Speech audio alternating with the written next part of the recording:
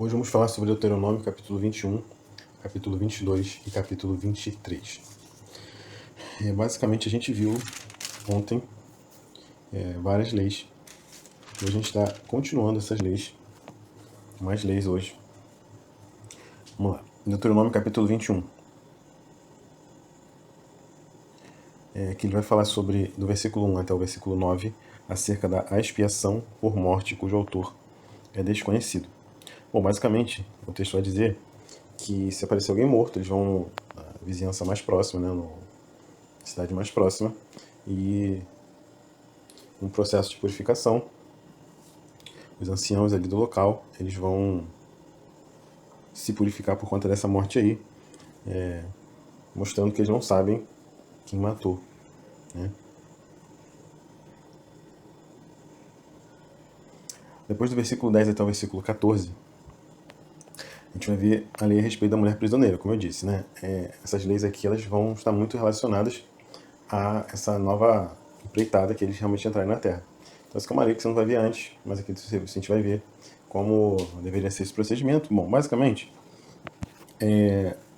a mulher teria seu cabelo raspado, seus unhas cortadas, sua roupa trocada, e após um mês de luto, ela se tornaria esposa, então, daquele homem que trouxe ela como prisioneira, né?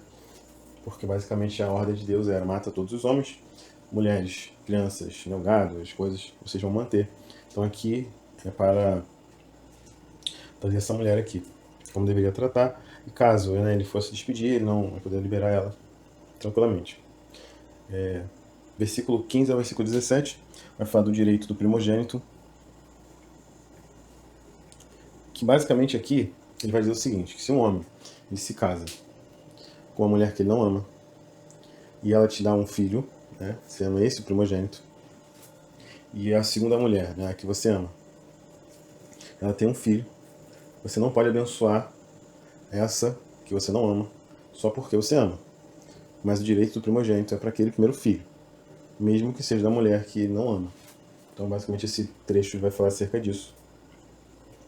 Depois do versículo 18 ao 21, é até forte, né? Fala dos filhos desobedientes. E basicamente a desobediência, o filho desobediente era a morte como punição.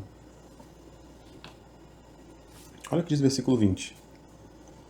E dirão: este nosso filho é rebelde e teimoso, não dá ouvidos à nossa voz, é comilão e beberrão. Olha que categoria de filho é, né? Então esse tipo de filho, dentro dessa lei, uma pessoa difícil, né? Isso que eu ver, a sua punição era a morte também. A gente vê que a desobediência para Deus é algo terrível, algo terrível. Nenhum filho pode ser desobediente aos seus próprios pais, porque isso também é mandamento. Depois ele vai falar, e aqui novamente eu vou pegar um texto fora de Deuteronômio, sobre o cadáver deve ser tirado do madeiro. Diz basicamente que todo mundo que morrer no madeiro é pena de morte. É maldito. Todo que subiu a madeira é maldito. Ele deveria ser tirado durante a noite. Ele não poderia permanecer durante a noite. Interessante que em Lucas 23, 53 a 56, não vou ler, mas vou deixar citado aqui, vai falar justamente da morte de Cristo. E vai dizer que justamente que ele é retirado do madeiro antes da noite, né? Ele morre na sexta, antes do sábado, ele é retirado e colocado em uma sepultura. Deuteronômio 22.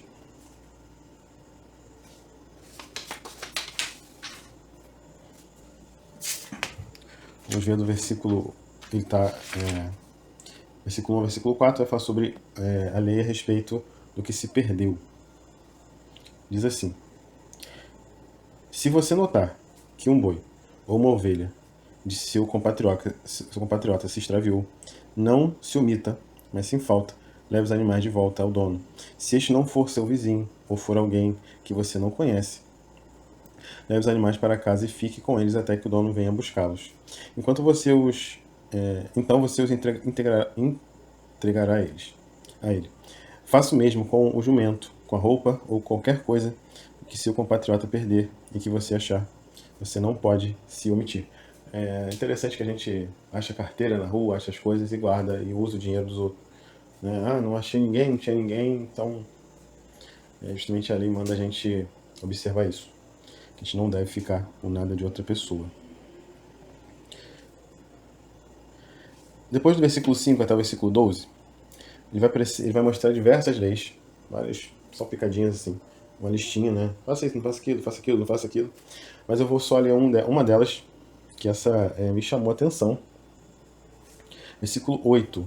Quando você construir uma casa nova, faça um parapeito no terraço, para que você não traga culpa de sangue sobre a casa, se alguém de algum modo cair do terraço. Seja uma preocupação na estrutura da sua casa, para que caso alguém se debruce, chegue perto, ela não venha cair. Olha a preocupação que Deus tinha nos detalhes, né? Moisés ele vai trazer essas instruções nos detalhes, de quem realmente conviver com o povo e via situações como essa acontecendo, né? Foram muitos anos aconselhando e vendo problemas, então ele certamente deve ter visto muito essa situação acontecer, né? Então é um conselho interessante, né? Tem uma casa que a gente tem a preocupação de ela não ser perigosa para as pessoas, né? Você tem uma casa que tem uma redezinha, que mora em apartamentos que tem criança, né? São detalhes, né? Tão pequenos, mas são interessantes e relevantes para a gente pensar. Depois do versículo 3 ao versículo 30, a gente vai ver sobre leis a respeito de castidade. E aqui a gente vai gastar um tempinho, porque ele vai dar algumas instruções. Vamos lá. Vai dizer então que se um homem, por algum motivo, né? O texto vai dizer que se a mulher tiver algum comportamento estranho, quando ele casar com ela, e ela foi entregue como virgem, né? E o marido de alguma forma duvidar disso, os pais eles podem apresentar a prova da virgindade, né? E esse homem ele vai ser açoitado, ele vai pagar uma indenização e vai permanecer casado com ela. Porém, se ele descobrir que realmente essa mulher se prostituiu, ou seja, realmente deitou com outra pessoa antes do casamento, ela vai ser apedrejada até a morte. Diz também que se um homem ele foi encontrado deitado com uma mulher casada, ambos serão mortos. Deixa eu ver como é que o negócio aqui era tenso, né?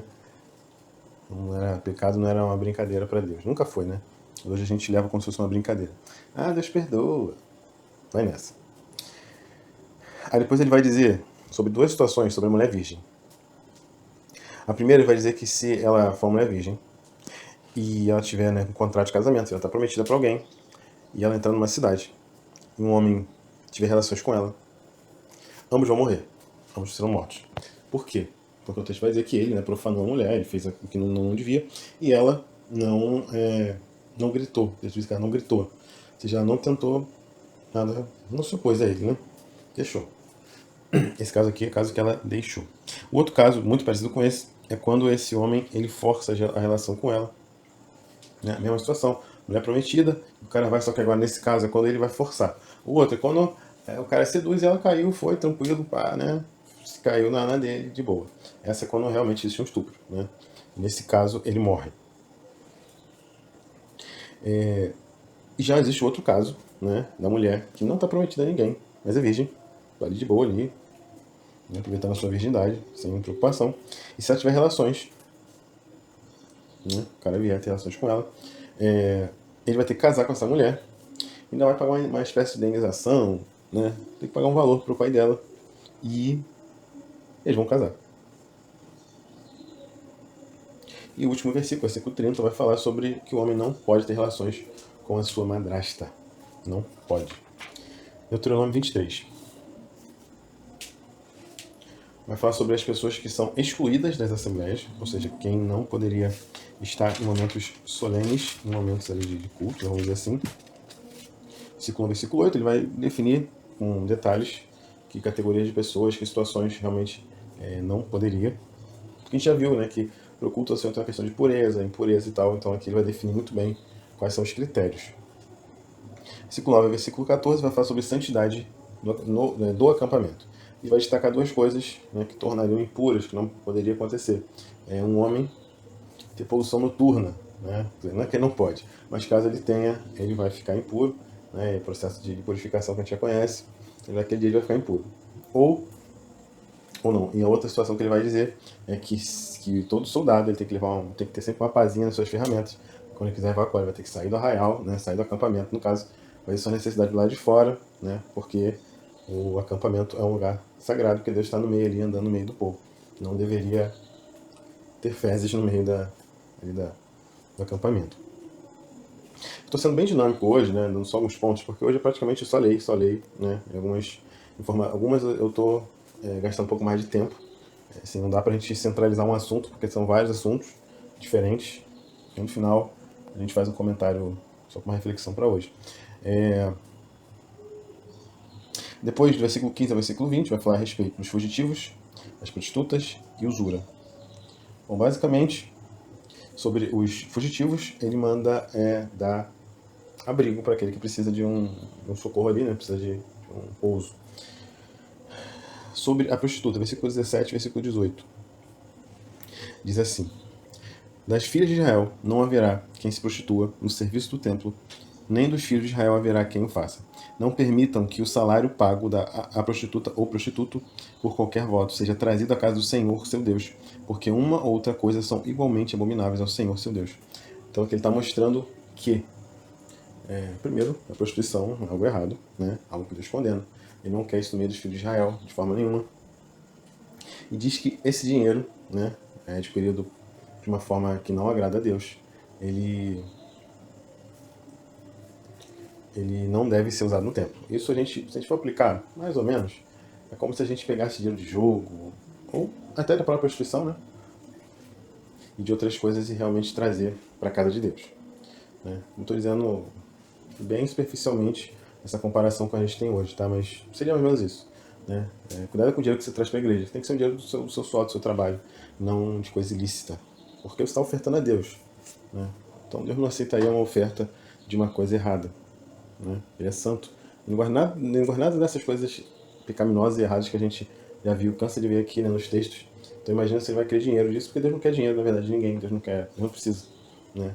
A oferta ela é mais uma questão de obediência do que necessariamente uma barganha ou uma forma de agradar a Deus. Mas é obediência. Né? Tu vê que ele define as ofertas e os holocaustos. Porque isso aqui é uma obediência, muito mais do que barganhar com Deus. Depois vai falar sobre a usura, que é cobrar imposto, né? E, novamente, em várias outras situações, fala dos compatriotas, não pode cobrar para quem é de Israel. Versículo 21 a 25 vai falar a respeito dos votos. E basicamente ele vai dizer, se você fizer um voto ao Senhor, que você cumpra rápido, cumpra depressa. Né? Você não deve ficar enrolando a Deus, vamos dizer assim, né?